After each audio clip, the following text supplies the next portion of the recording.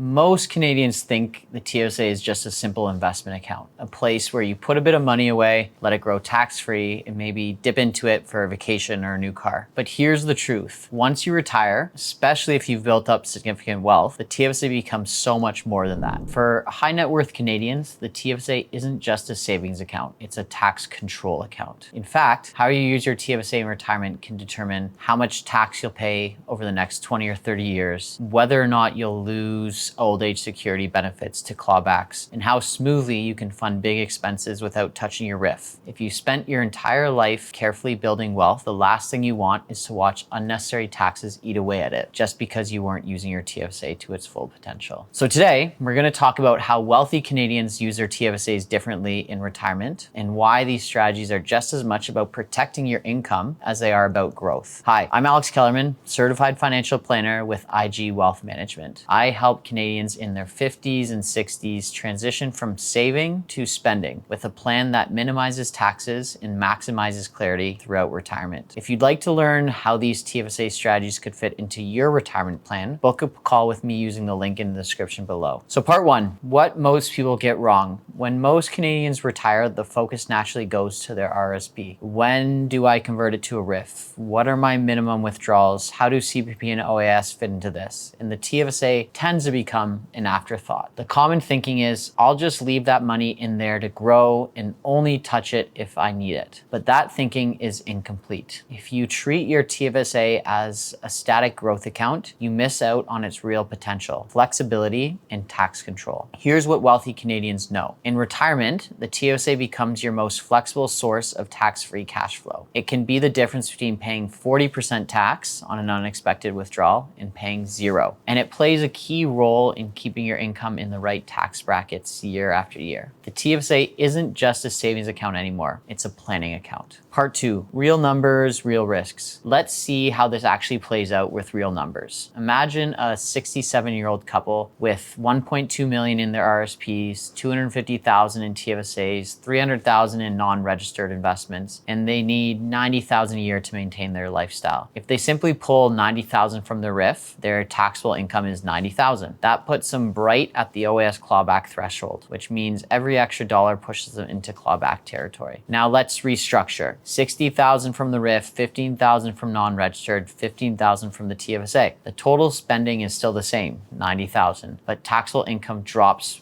below 75,000. So the result is OAS clawback is avoided. There's a lower overall tax bill and more control over their cash flow. That 15,000 from the TFSA just saved them thousands of dollars in unnecessary taxes. This is why wealthy Canadians view the TFSA as an income tool, not just a growth tool. Part three, the strategy that works. Here are three key ways wealthy Canadians use their TFSAs in retirement. Tax-free top-ups to stay under key thresholds. Think of your TFSA as a pressure valve. Whenever RRIF withdrawals and other income start to push your taxable income near a new bracket or into OAS clawback territory, you can pull from the TFSA instead. This keeps your taxable income flat and predictable. Two, smoothing income in retirement. Let's say one year you have an unexpected capital gain in your non-registered account. Instead of taking the full RRIF withdrawal, on top of that, you can withdraw less from your RRIF that year and use your TFSA to make up the difference. This smooths out your income and reduces spikes that lead to big tax bills. Three, funding big purchases without tax consequences. Think about these one-time expenses. $20,000 car, $25,000 for a kitchen renovation, helping a grandchild with a down payment. If you take that money out of a RRIF, you could easily add $20,000 or $30,000 to your taxable income for that year. By contrast, pulling it from your TFSA has no tax impact. That's why many wealthy retirees keep a portion of their TFSA in liquid, safe investments, ready to use for these larger purchases. Part 4, mistakes to avoid. There are a few common mistakes retirees make with their TFSAs. 1, ignoring contributions after retiring. Even if you're retired, you can still contribute to your TFSA each year. Part 2, draining the TFSA early.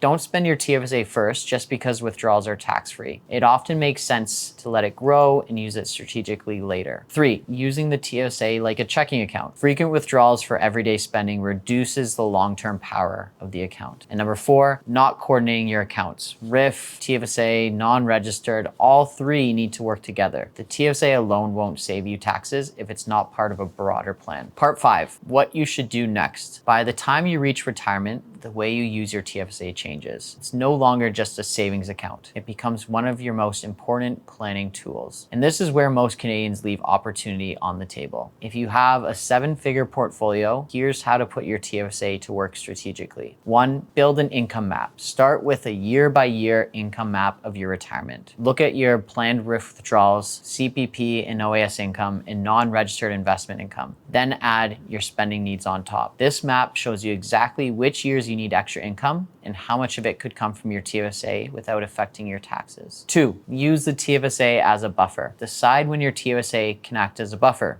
This buffer can keep you under OAS clawback thresholds, prevent you from jumping into a higher tax bracket, help smooth out irregular years, like when you sell an investment and realize a large capital gain. Think of it as a pressure valve in your plan. 3, keep contributing. Even after you retire, you still get new TFSA room every year. If you can, move some of your after-tax savings or part of your RRIF withdrawals into your TFSA to build more tax-free flexibility later. 4, plan for liquidity. Not all of your TFSA needs to be invested for growth. Wealthy Canadians often keep a portion of their TFSA in safe, liquid investments so that when a major expense comes up, like a car, renovation, or family gift, they can pay for it without touching taxable accounts. 5, review regularly. The role of your TFSA will change as you move from your 60s to 70s and beyond. Early in retirement, you might be adding to it. Mid-retirement, you might be using it for tax smoothing. Later, it may be part of your estate planning strategy. Regular reviews ensure your TFSA always works in harmony with your RRIF and non-registered accounts. So the main point, when used properly, the TFSA is not just about investment growth. It's about control, flexibility, and paying less tax over retirement that could last 25 or 30 years. For many wealthy Canadians, the TFSA ends up being the single most powerful and flexible account in retirement, but only if it's used strategically. When you coordinate it with your RRIF withdrawals and your other income sources, it becomes a tool that lowers your lifetime taxes, protects your OAS, and gives you freedom to spend without fear of penalties or clawbacks. And if you've built up a significant portfolio,